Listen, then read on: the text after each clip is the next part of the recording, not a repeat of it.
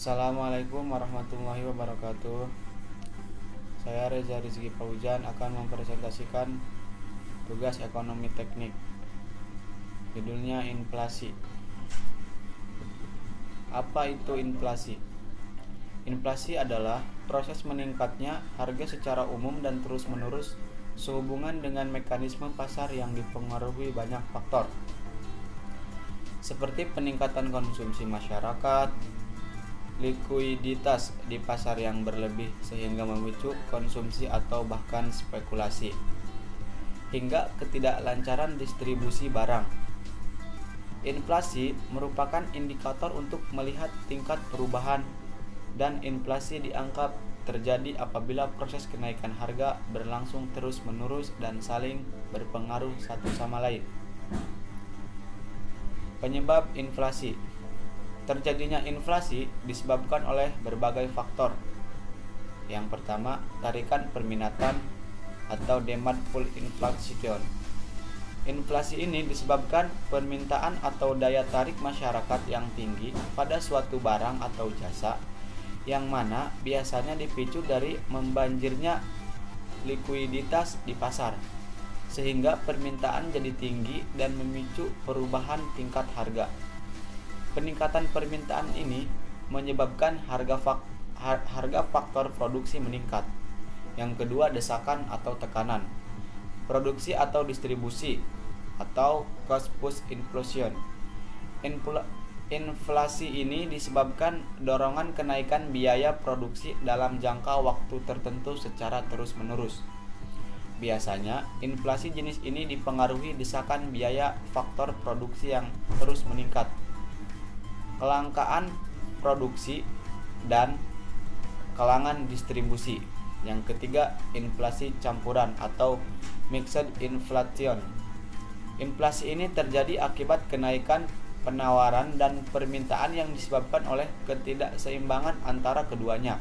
Misalnya, ketika permintaan pada barang jasa A meningkat, lalu menyebabkan persediaan barang atau jasa A turun, sedangkan pengganti atau substitusinya terbatas atau tidak ada.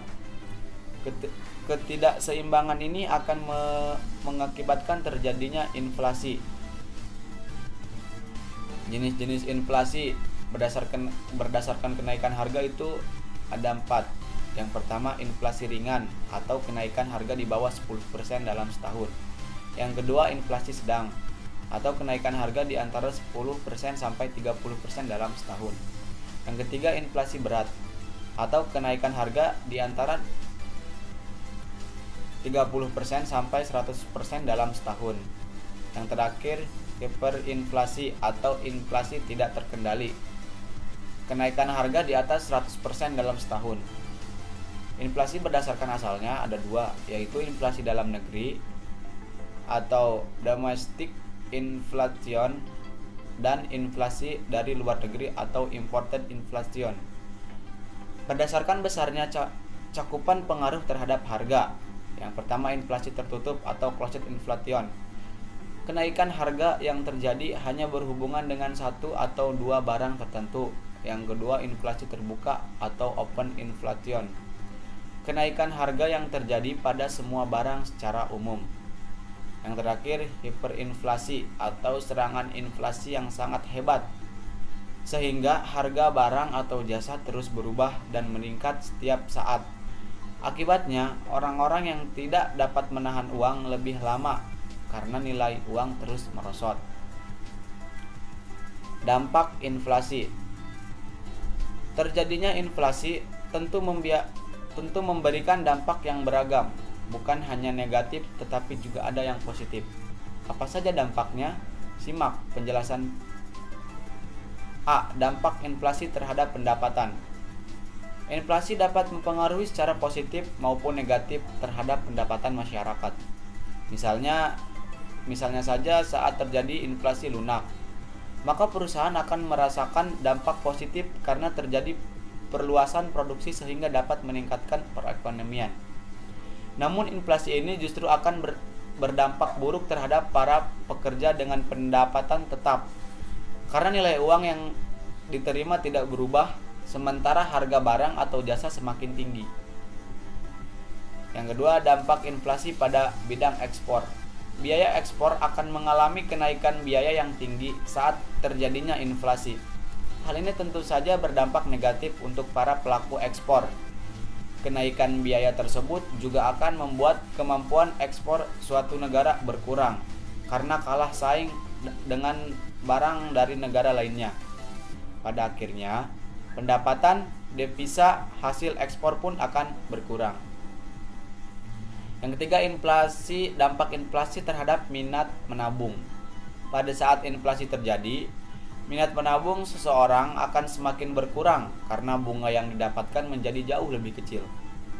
Sedangkan penabung tetap harus membayar biaya administrasi tabungan yang dimiliki. Yang keempat, dampak inflasi terhadap perhitungan bahan pokok. Inflasi juga akan membuat perhitungan dan penetapan harga bahan pokok menjadi lebih sulit karena bisa jadi terlalu kecil ataupun terlalu besar. Hal ini disebabkan oleh prediksi persentase inflasi di masa yang akan datang tidak akurat, sehingga proses penetapan harga pokok dan harga jual menjadi tidak tepat. Cara mengatasi inflasi. Yang pertama, melalui kebijakan fiskal, atau dapat diatasi dengan menggunakan kebijakan fiskal yang berarti mengatur penerimaan dan pengeluaran pemerintah. Dengan menghemat pengeluaran pemerintah, inflasi dapat segera teratasi atau dapat juga dengan menaikkan tarif pajak rumah tangga maupun perusahaan. Yang kedua melalui kebijakan moneter. Kebijakan moneter adalah langkah yang dilakukan untuk menjaga kestabilan moneter guna meningkatkan kesejahteraan masyarakat. Kebijakan ini dapat dilakukan dengan cara membatasi jumlah uang yang beredar, menetapkan persediaan kas, menaikkan suku bunga atau kebijakan diskonto, atau menerapkan kebijakan operasi pasar terbuka. Yang ketiga, kebijakan lainnya. Selain kebijakan fiskal dan moneter, pemerintah juga bisa mengatasi inflasi dengan cara meningkatkan produksi dan jumlah barang di pasar, serta menetapkan harga maksimum untuk beberapa jenis barang. Cara menghitung inflasi. Menghitung laju inflasi di Indonesia umumnya dapat dilakukan dengan menggunakan 3 indikator, yaitu Indeks Harga Konsumen atau IHK, yang merupakan rata-rata yang dihasilkan dari perubahan harga barang atau jasa yang dikonsumsi konsumen pada periode waktu tertentu. Deflator PDB yang berfungsi sebagai indeks untuk menunjukkan perkembangan harga di bidang produsen, dan indeks harga perdagangan besar atau IHPB yang digunakan untuk mengukur harga yang terjadi pada perdagangan grosir. Dari ketiga indikator tersebut, IHK menjadi cara yang paling sering digunakan untuk menghitung laju inflasi di Indonesia. Rumus dari inflasi ini dapat dituliskan sebagai laju inflasi sama dengan IHK periode ini sampai IHK periode sebelumnya, atau IHK periode sebelumnya kali 100%. Baik, mungkin cukup itu saja yang bisa saya jelaskan. Kurang dan lebihnya mohon maaf. Saya ucapkan assalamualaikum warahmatullahi wabarakatuh. Terima kasih.